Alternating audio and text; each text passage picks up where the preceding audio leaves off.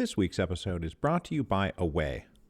Away is a modern lifestyle brand that creates thoughtful products for every traveler and every kind of trip. They started with the perfect suitcase, crafted with features that make travel more seamless. And now when travel looks more different than ever, you can count on Away's range of suitcases, bags, and accessories whenever you make that next trip. Now there's been a lot of talk about what is to come for me in the future, and I gotta tell you, before all this COVID nonsense hit, I was really going to aim to start taking my show out on the road. Live events, in-person talks, hit the road and tour. And there is now an ever so tiny bright bit of light that maybe, possibly, I might be dragging my Away suitcase around. Fingers extremely crossed. Away bags are available in many different materials like polycarbonate, aluminum, and durable nylon, and in a variety of colors and sizes. They have 4 360-degree spinner wheels that guarantee the smoothest roll, even through the most hectic of airports and stations. And all Away suitcases are designed to last a lifetime, with durable exteriors that can withstand the roughest of baggage handlers. So start your 100-day trial and shop the entire Away lineup of travel essentials, including their best-selling suitcases, at awaytravel.com/revolutions. That again, awaytravel.com/revolutions. Hello, and welcome to Revolution. Episode 10.58, Inflation and Scarcity.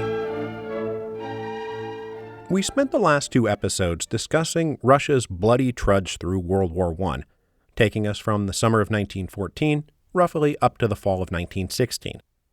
And as we discussed, there was nothing inevitable about Russia's failures. They were caused by, and exacerbated by, incredible mismanagement. But it's not as if Russia was on the verge of losing the war, at least not more or less than any of the other great powers. Heading into the end of 1916, it's not like any army or government on any side was like, yes, this is awesome, and the war is going great for us, we're so happy about our situation. And when you take a look at it, what we find is that out on the front lines, the war had kind of stabilized. And many of the worst logistical issues, the munitions and weapons shortages that plagued them through the first 2 years of the war, had been largely resolved. Now, morale was still terrible out there, don't get me wrong, and we'll get into that more as we go forward, but morale was terrible everywhere, across all of Europe. They were all suffering through a war that killed millions, pointlessly and endlessly. So this week, we are going to turn our attention to the domestic front, because just as things were sort of stabilizing out on the front lines, a social, economic, and political crisis was breaking out back home, and that is going to be the main source of the February Revolution. This was a crisis centered especially in the urban areas that will trigger unrest, agitation, and direct action that will provide fuel for the ever-enlarging political opposition to Nicholas and Alexandra. And we've been here many times before on the podcast. This is how revolutions are made. People with money, influence, power, and ambition who feel stifled and frustrated with the existing regime and believing they now have to take drastic action in order to avert what they see as a national catastrophe, being supported by and driven by agitation in the street that has a lot more to do with literal bread and butter concerns, like there's no bread or butter. So let's talk about what's going on in these urban areas, because like I said, this is where the February Revolution is going to come from. For starters, we should say that we're not exactly dealing with an economic depression or hard times as such. The war, in fact, triggered an economic boom. Even with the inefficiencies and corruption and contradictions inside the urban industrial sectors that were supplying the military, ramped-up wartime production drew literally millions of peasants into working-class industrial jobs in the cities. Between 1914 and 1916, the population of the cities of Russia grew from 22 million to 28 million. So this is not about an economic depression or unemployment. Everyone had a job, and everyone was working, and everyone was getting paid. So the economy is just happily chugging along, right? In the wartime boom, everybody's employed, everyone's happy, things are robustly being produced, and everyone's wages are going up, and everything is great, right?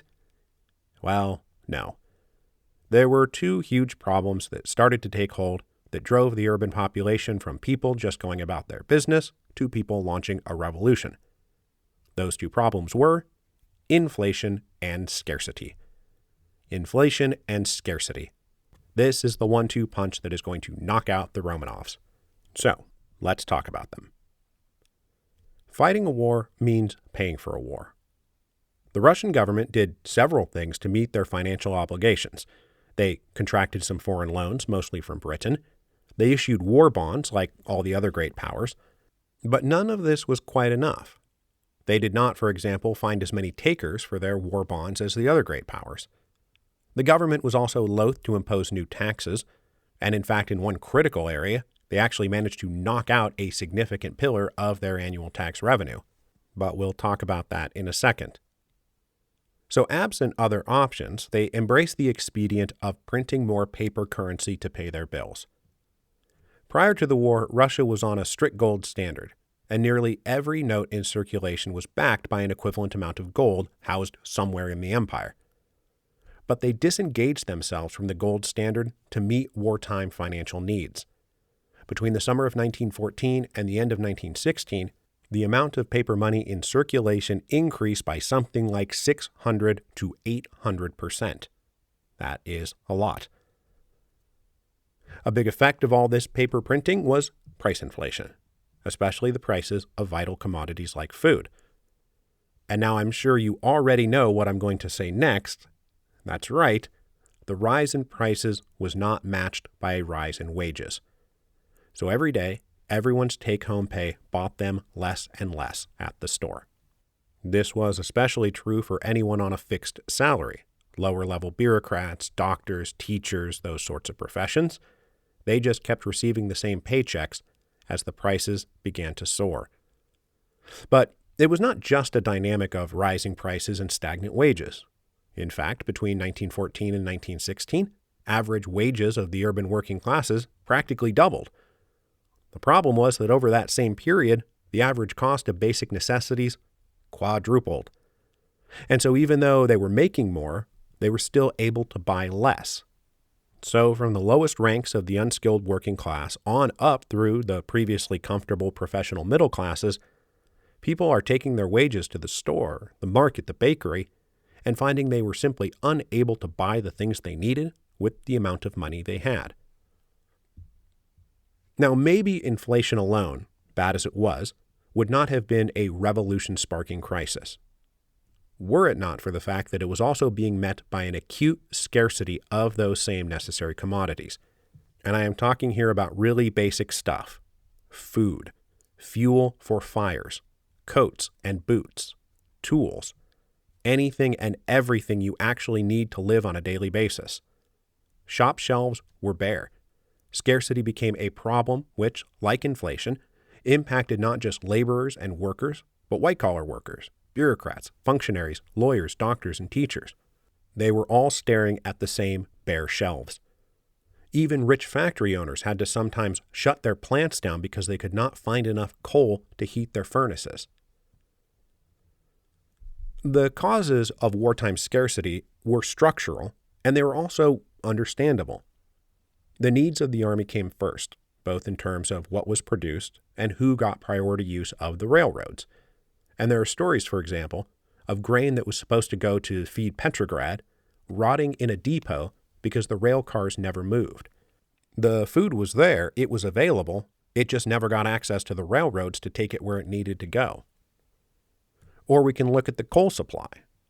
Russia's recent orientation toward Britain meant Petrograd had been getting most of its coal imported from Britain rather than transported internally by rail, which was more expensive, took longer, and a far more difficult journey. Then when the war started, an enormous obstacle called Germany now stood between Petrograd and its British supply of coal. There's also just a very basic supply and demand problem here. You take all those rural workers who were conscripted into the army or who took jobs in the city, and you're turning people producing food into people who need food. There were about 8 million men now out on the front lines. And as I just said, the populations of the cities increased by about 6 million in just 2 years. And in particular, what this led to was a collapse of productivity from large commercial estates. Those big estates had been the entities traditionally producing the grain that fed the cities. But the population transference caused by the war basically removed the wage labor force working those big estates. Almost overnight, there was no one to work the estates, and productivity collapsed. And while I'm out here in the countryside, we do need to talk about the fact that what we're talking about here today is a great crisis in the urban centers, in the cities. From everything I have read, the rural areas and the peasantry were actually enjoying some of the best times of their lives during World War I. You know, the ones who weren't drafted into military service. What's going on is that with so many bodies having been removed from the rural areas and shipped out to the front line or into the cities, there was much less pressure on the villages they left behind. As inflation began to set in and the peasantry realized that growing things just to sell for paper money that would soon be worthless, they stopped selling things for worthless paper. They voluntarily withdrew from market crops and focused on subsistence farming. They just kept everything for themselves. So as the cities were starving, the peasantry was actually eating more and better than ever. They had stores of reserves, they were feeding their animals better than ever, and it was with mounting bitterness that it was remarked a cow in the countryside ate better than a worker in the city. So when we talk about the social crisis that drove the February Revolution, we are talking about a mostly urban phenomenon. No one angle of these big structural problems, supply, demand, transportation, and distribution, explains the alarming scarcity of necessary commodities in the cities. But combined, they created an alarming scarcity of necessary commodities in the cities, which, as you can imagine, also fueled the ongoing price inflation that was also rampant. All of this was combining to make everybody hungry, miserable, and angry. The government's response to these two great issues of inflation and scarcity was utterly feeble. Both problems were greatly exacerbated by the passively incompetent quote-unquote leadership from the government. As we have discussed over the past 2 episodes, Empress Alexandra and Rasputin promoted men who were loyal to Empress Alexandra and Rasputin with almost no regard whatsoever to whether they were qualified for the job. Now, even these unqualified ministers knew there was a problem, and there was a lot of talk about what could possibly maybe be done. But they just kind of never did anything. A few times in 1915 and 1916, they made half-hearted stabs at requisitioning food from the rural areas at fixed prices, but none of it was pursued with any kind of vigor or purpose. To make matters worse, while they didn't do anything about it, they also didn't let anyone else do anything about it. Various elected municipal councils in several cities volunteered to take up the task of providing for their populations, but the government wouldn't let them do it.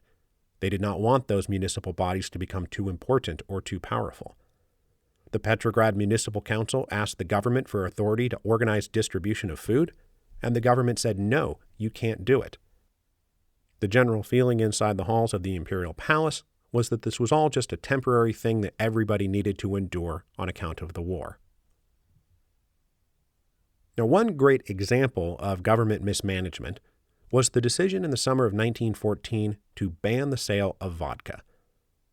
The government had a monopoly on the sale of vodka, and for vague reasons of moral and physical health, the government stopped selling vodka at the beginning of the war.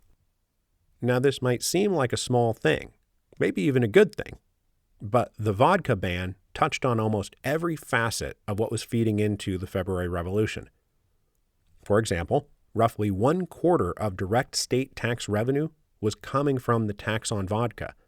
So when they stopped selling it, that alone knocked out 25% of annual state revenue, which was mostly made up by printing that much more paper money.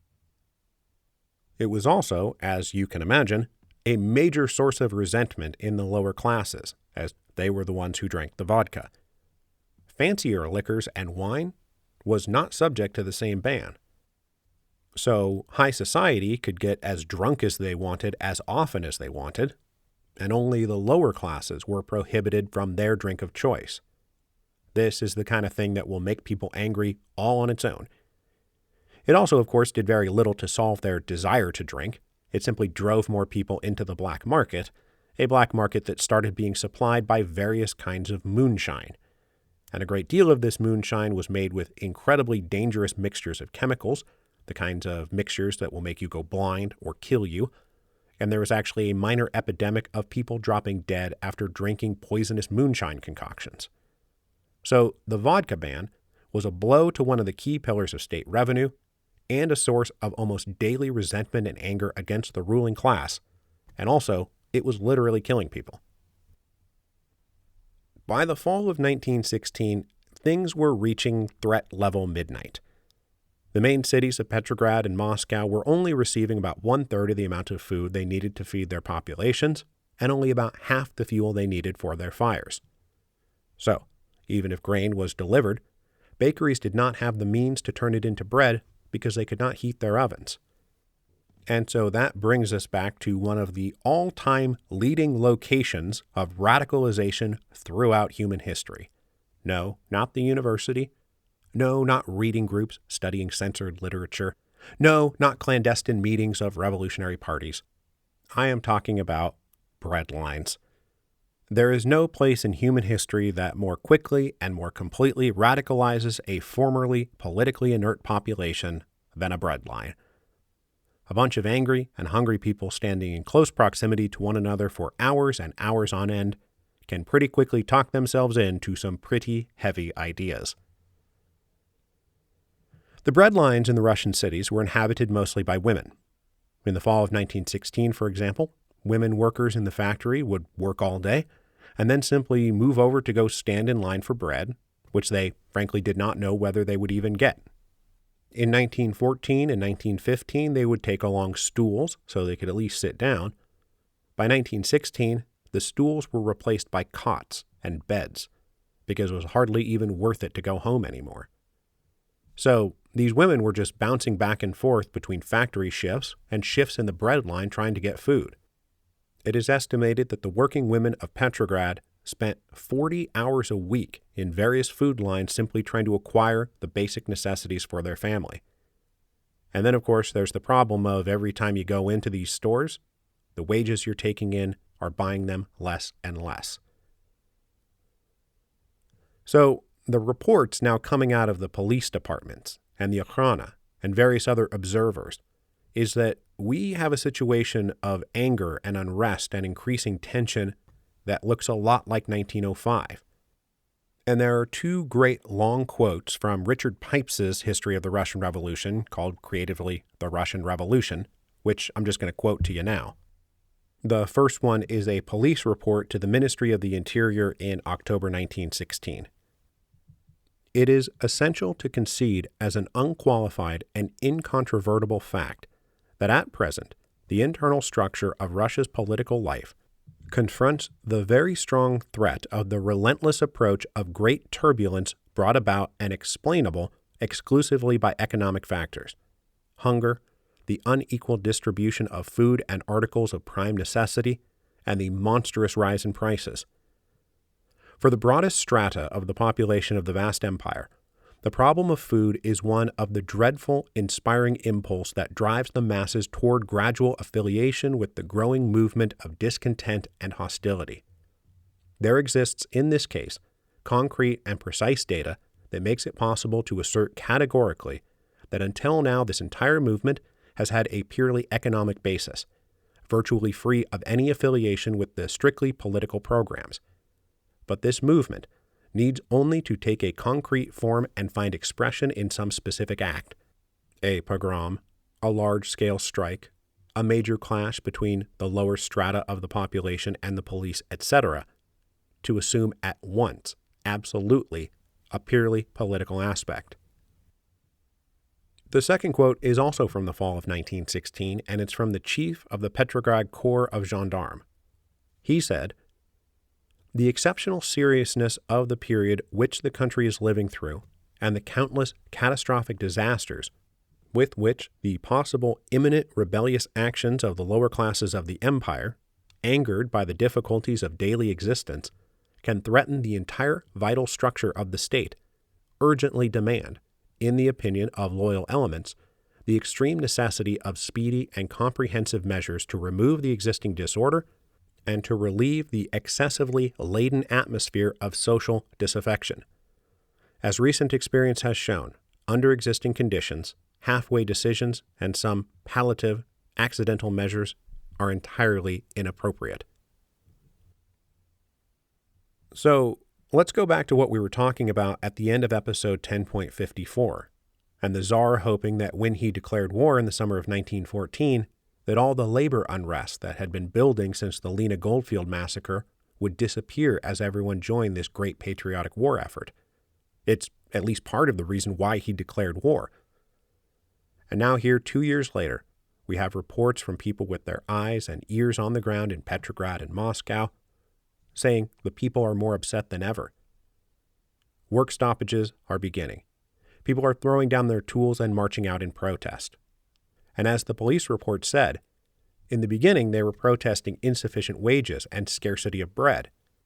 But by now, they were connecting the dots that their social and economic problems may require an abrupt political solution. Now, as we have discussed over the past 2 episodes, this was a conclusion that had already been reached by many of the elites in Russia. In fact, it's sort of where we ended the last 2 episodes, with a group of Russian leaders deciding the real problem here was very specifically Nicholas and Alexandra. Now, originally, most of these leaders coming to this conclusion were progressives and liberals, but by now even conservatives, arch-royalists, and members of the upper nobility were joining the so-called progressive bloc, demanding a complete overhaul of the government. Deputations from the United Nobility, an organization created after 1905 to defend the traditional rights of the aristocracy, were going to the Tsar and saying, "You need to change the government. You need better ministers.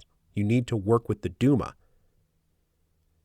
And the thing is, at this point, I can't really shorthand all this criticism as being directed at the Romanov family, because by now, critics included members of the Romanov family. Nicholas's siblings and cousins were going to him and saying the same thing, and also hinting as gently as possible that the Tsar needed to stop listening to his wife, that Rasputin was a huge problem. Now, none of these people wanted to overthrow the monarchy, far from it, but they were becoming convinced that it might soon become necessary to save the monarchy from the monarchs. By the fall of 1916, there were very few members of elite society who were not hypercritical of Nicholas and Alexandra. You'd be hard-pressed to find anybody who thought the emperor and empress were like doing a bang-up job. And that's liberals and conservatives alike. Forward-looking industrialists and backward-looking aristocrats. All of high society was unifying against them. This is a political situation that has come down to a very tiny clique surrounding Nicholas and Alexandra, who were hyper-loyal sycophants and who held all the power and wielded it terribly, surrounded by a mass of angry and frustrated people who believed that for the good of Russia, something might have to be done, something that might require an abrupt political solution. One of the things that unified opposition to the imperial couple across the ideological spectrum was the widespread belief that Russia's difficulties during the war were the result of treason in high places. One of the things that made Alexandra so odious was not that she was merely incompetent or in over her head or listening too much to her peasant holy man, but that she was German. Alexandra came from the Germanic part of the extended royal dynasty ruling Northern Europe. And right from the start, she was accused of being sympathetic to the Germans, maybe even hoping they won the war. The sycophantic ministers she promoted were accused of taking bribes from the German government, secretly arranging to conduct a separate peace that would sell out Russia but make them rich. When Alexandra elevated a guy named Boris Sturmer to the rank of de facto prime minister earlier in 1916, his German name increased suspicions that there was a pro-German, anti-Russian clique at the very heart of power.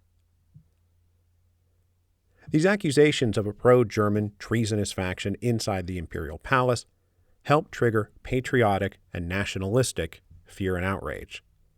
The problems that beset Russia were not caused by stupidity, but treason. And as we'll see, the February Revolution was in large part a patriotic and nationalistic movement against suspected foreign usurpers. The opposition leaders came to believe they had to act decisively and outside of all constitutional measures to remove the influence of foreigners and traitors. Now, as I've said, most of this is not true. Alexandra was not a pro-German secret agent trying to destroy the Russian war effort from the inside. But that's hardly the point.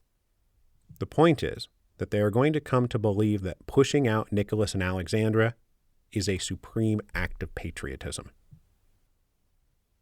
So all through the fall and winter of 1916, there are, inside the ranks of the high nobility and the upper reaches of the army, conversations about what to do about Nicholas and Alexandra and Rasputin.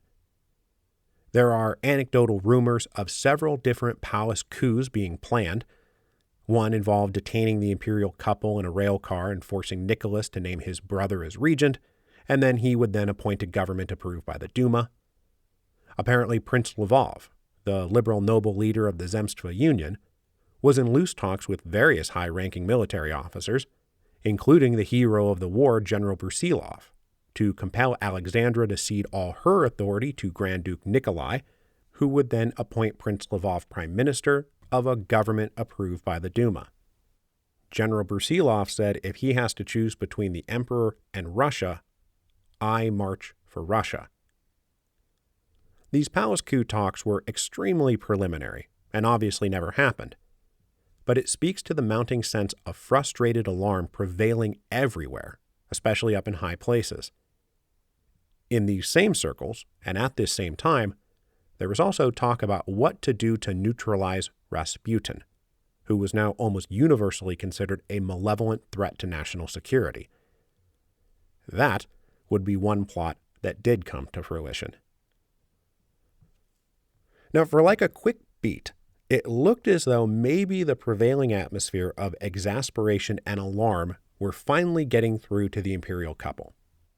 In September 1916, Nicholas and Alexandra sacked the Minister of the Interior and appointed a guy named Alexander Protopopof. Protopopof was a leading member of the Duma from the conservative liberal Octoberist faction. He had never actually served in any part of any ministry. He was a businessman, a textile manufacturer, and a landlord. He had no experience in government or bureaucratic administration. But he was a leading and trusted member of the Octoberists, and his appointment to be Minister of the Interior was taken by everyone as the Tsar turning sharply in the direction of compromise and reason. Here was a man the Duma approved of and trusted, now running arguably the most important ministry in the empire. But whatever hopes were raised by Protopopov's appointment quickly gave way to disappointment and disillusionment. He was not really cut out for the job, especially not in a time of great national crisis. He was very adept at talking about big plans and big ideas, but displayed no will or ability to implement any of these plans or ideas. He fancied himself the next Stolypin, but had not 1/1000th of Stolypin's energy.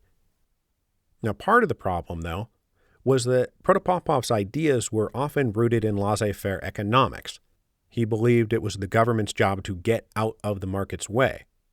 And so even as the urban grain supply was put under the Ministry of the Interior's jurisdiction because the lack of food was becoming a security threat, Protopopov did the opposite of actively intervening to get supply trains filled and rolling to the cities.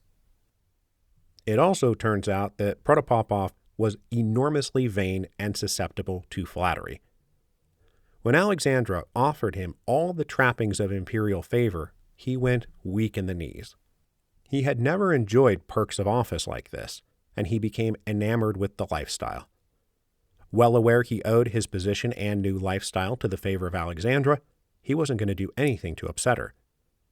Whatever hope there was that Protopopov would be a voice of firm reason inside the imperial palace vanished almost overnight. Alexandra's aggressive cultivation of Protopopof was also a calculated part of a larger plan. According to the lingering vestiges of the Constitution of 1906, the Duma had to approve the annual budget. They had only held sporadic sessions over the course of the war and had not yet met at all in 1916, but they needed to be called into session before the end of the year to approve the budget. So, when recommending the appointment of Protopopof to her husband, Alexandra wrote that his elevation would dampen the hostility of the Duma and help them navigate the budget to speedy approval, and basically once that was done and everyone had gone home, Protopopof would have served his usefulness and could be discarded if he made any real trouble. Meanwhile, the progressive bloc of the Duma delegates themselves prepared for this coming session, which was set to begin on November 1st. All through October 1916, leaders and parties convened to discuss strategy and tactics. It would be the first chance they would have to voice all their concerns and put pressure on Nicholas, Alexandra, and the government. But they didn't know how hard they should push. At conferences of the Cadet Party, for example, Pavel Milyukov attempted to steer his colleagues towards being willing to accept compromises from the Tsar, to get a more competent and trustworthy government appointed, but not to get too overheated and risk triggering full-blown social revolution out in the streets. But the left wing of the cadets now loudly demanded the time for all that was past. The time for compromise was past. They needed to aggressively confront the Tsar and force him to back down. They had tried petitions and delegations and appeals back in the fall of 1915, and the so-called Revolt of the Ministers, which we discussed in episode 10.56, resulted in the Tsar blowing them off and dissolving the Duma. They could not make the same mistake twice. In the end, this argument carried the day. Even Milyukov concluded it was a risk, but probably a necessary risk. They were all in Petrograd and well aware of the major crisis brewing in the streets and in the breadlines. Milyukov and the other cadets received their own reports that the Duma was now being talked about as a useless institution that did nothing for the people, that the new session beginning November 1st would be something of a moment of truth. Either the Duma would prove it was willing to aggressively stand up for the people, or they would find themselves swept aside when the deluge finally came. So they resolved to adopt the most confrontational posture possible and refuse to accept any compromises from the government. It was incredibly risky, but the conclusion was that anything less would be even riskier. And next week, the Duma will face this moment of truth, and we will finally introduce a guy who will be among the loudest and most confrontational of all the Duma delegates, Alexander Kerensky. Now, before we go, I just want to thank everyone who has pre-ordered Hero of Two Worlds so far, and to those of you who have submitted the name and location of the bookstore you ordered Hero of Two Worlds from. There are now more than 2,000 entries on that map, and there's a link to where you can go to do this included in the show notes to this week's episode. Thank you very, very much, and please, if you haven't pre-ordered the book, go ahead and take this opportunity to do so now. I'm also right now in the middle of recording the audiobook, and in fact, when I'm done recording this week's episode, I'm just going to turn my attention to finishing it off.